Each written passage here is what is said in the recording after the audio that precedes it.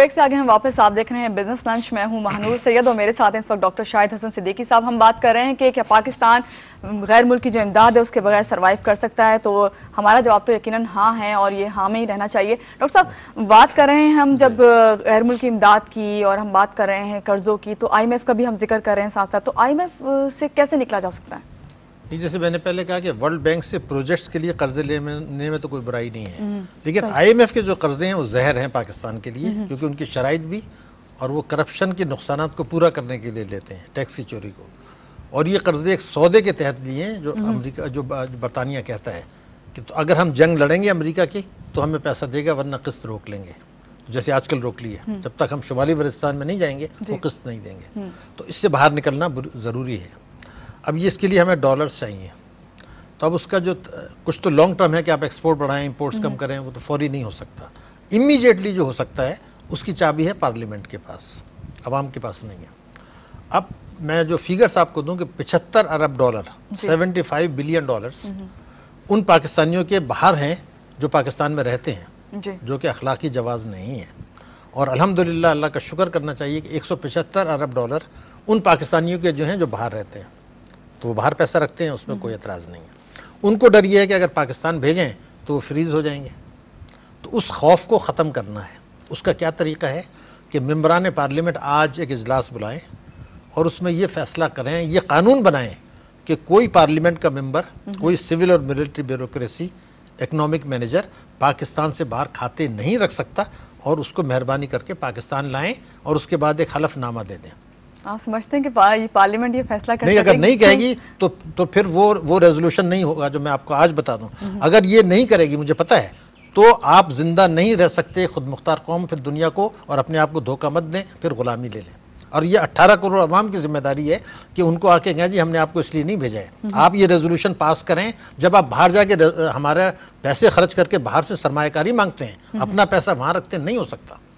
तो मैं मानता हूं मुश्किल है, लेकिन उसके बाद ये ख्वाब देखना छोड़ दें कि एक खुद मुख्तार रियासत के तौर पर आप रह सकते हैं। ये करना पड़ेगा। अगर मैं ये कहता हूं वो सारे ना लाएं, 300 मिलियन डॉलर भी आ जाए और झूठे डिक्लेरेशन दे भी दें, तो एक तो इसका पकड़ने का तरीका है कि आप ये कह दें कि जनाब जो भी किसी का प्रूफ देगा कि इसके बाहर पैसे हैं उसको हम 10% देंगे, तो वही वो अमेरिकन बैंकर जो है ना, वो आपको बताएंगे किसी को कि ये हमारे तरफ से हेड मनी ले लें, ठीक है, तो वो पकड़े जाएंगे। जब 200 या 300 मिलियन डॉलर आ गया तो अमेरिका में, यूरोप में 1% सूद है। आप उनको 5% समंदर पर पाकिस्तानियों को ऑफर करें, उनके पास 175 अरब डॉलर है, 1% के मुकाबले में 5% मुनाफा बहुत बड़ी चीज होती है। लोग आधे % पे काम करते हैं, हमने यूरोप में थे 1/4% पे हम काम करते थे बैंकों में। तो वो अगर यहाँ 15, 20, 25 अरब डॉलर ले आते हैं, उस वक्त जब पार्लियामेंटेरियंस ला चुके हैं, तो फिर आप IMF को खुदाफिज कह दें। एक दूसरा ये कि जो अमरीकी इमदाद कम होगी आपको, उसके लिए आपको चीन जो है, अभी तक पाकिस्तानियों को ये समझ नहीं आई कि चीन दुनिया की दूसरी बड़ी माशी कुव्वत है, सेकंड बिगेस्ट पावर। चीन पाकिस्तान से हमदर्दी रखता है, चीन हिंदुस्तान और अमेरिका से खतरा महसूस कर रहा है, चीन के खित्ते में मफादात हैं, चीन पाकिस्तान से ताल्लुकात बढ़ाना चाहते हैं, हम नहीं तैयार अमेरिका की वजह से। आज फिर दूसरा फैसला पार्लियामेंट, हुकूमत ये करे कि अमेरिका से रूटीन के ताल्लुकात रखते हुए उनकी फर्जंदी से बाहर निकलें, सादतमंदी से, और चीन के साथ बात करें कि जनाब हम आपके साथ हर किस्म के ताल्लुकात बढ़ाना चाहते हैं, हमें अमेरिका और भारत से भी खतरा है, आपको भी है, तो हमें कोई वर्केबल फार्मूला, आप पाकिस्तान में कोल में इन्वेस्टमेंट में सरमायाकारी करें, हमें डैम्स में हेल्प करें। अमेरिका के पास जो रिजर्व्स हैं उसमें चीन के पास उसमें 5% स्टेट बैंक में रख दे, हमारे मसला हल हो गया। सही। डॉक्टर साहब, अभी आपने जिक्र किया कि पार्लियामेंट के पास ये की है और उनको ये सॉल्व करना चाहिए इस की के जरिए। बात मैं करूँगी कि मैं भी जानती हूँ, आप भी जानते हैं, हमारी आवाम जो हमें इस वक्त देख रही है वो भी जानती है कि इस वक्त जब हम जिक्र कर रहे हैं पार्लियामेंटेरियंस का, तो ऑब्वियसली हम अपने पॉलिटिशियंस का जिक्र कर रहे हैं। आप समझते हैं कि पॉलिटिशियंस इस किस्म कोई फैसले करने में इस हद तक साबित कदम हो सकते हैं, क्योंकि सबसे पहले तो उनका खुद का इसमें जो है हिसार किया जाएगा? देखिए, उसमें हम ये तो नहीं कह रहे कि जब आप पैसे लाएंगे तो आपसे पूछेंगे कहाँ से आए थे, ये सवाल तो नहीं है। हम तो कह रहे हैं पाकिस्तान ले आए। देखिए मसला क्या है, एक चीज और भी सोचनी है कि ये जो इख्तिदार है, ये जो इज्जत पाकिस्तान से मिली है, वो महफूज नहीं रहेंगे अगर ये अमेरिका ने एबटाबाद के बाद कहा है कि हम आइंदा भी यह हक महफूज रखते हैं। ओबामा की तरफ से बयान आया है कि आइंदा भी घुसने का हक महफूज रखते हैं। تو اگر خدا نخواستہ 2-3 دفعہ گھسیں تو یہ خدا نخواستہ یہ ریاست نہیں رہے گی.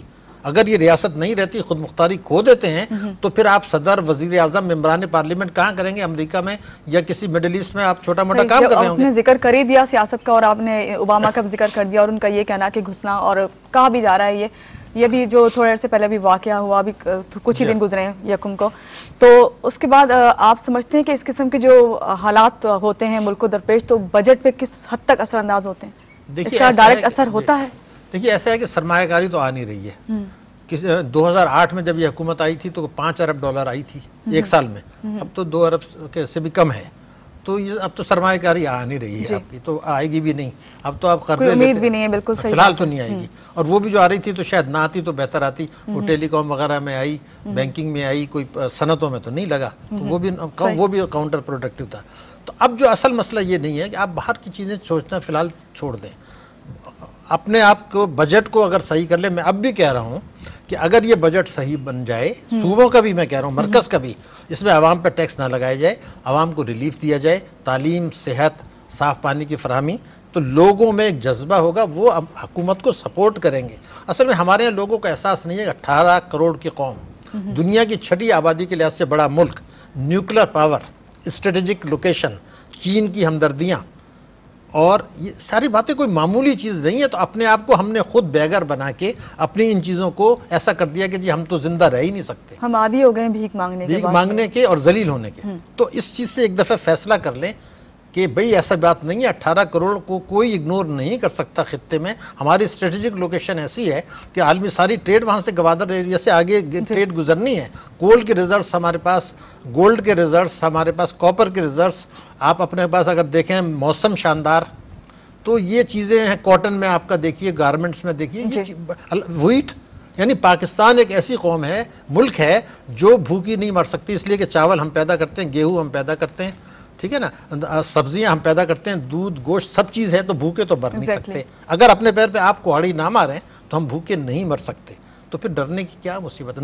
نہ میں نے جیسے کہا کہ نہ آپ گھاس کھائیں، نہ پتھر باندھیں، اچھی زندگی گزاریں جیسے اللہ تعالیٰ نے آپ کو دیا. کفران اعتماد نہ کریں، صرف سیلف ریلائنس کی طرف جائیں، خود انحصاری. ایک ہمارے اندر یہ بھی تو عادت ہوگی ہے کہ ہم امداد بھی لیتے ہیں، احتجاج بھی کرتے ہیں. ایسا کیوں ہے؟ نہیں دیکھیے، ہم نے کوئی امداد دی نہیں ہے. اصل میں نے آپ سے کہا، یہ بھی اپنی قوم کو دھوکہ دے رہے ہیں. پاکستان نے کوئی امداد نہیں دی. تو کیوں ہمارے ذہنوں میں کیوں ہے کہ ہم امریکہ کی امداد کے بغیر رہ نہیں سکتے؟ اس لیے کہ دیکھیے یہ ایسا ایک سوال ہے، اس لیے ہم ان سے دباؤ میں ہمیشہ رہتے ہیں. یہ ایک اتنا بڑا سوال آپ نے کر دیا کہ اس کی میں آپ کو اندازہ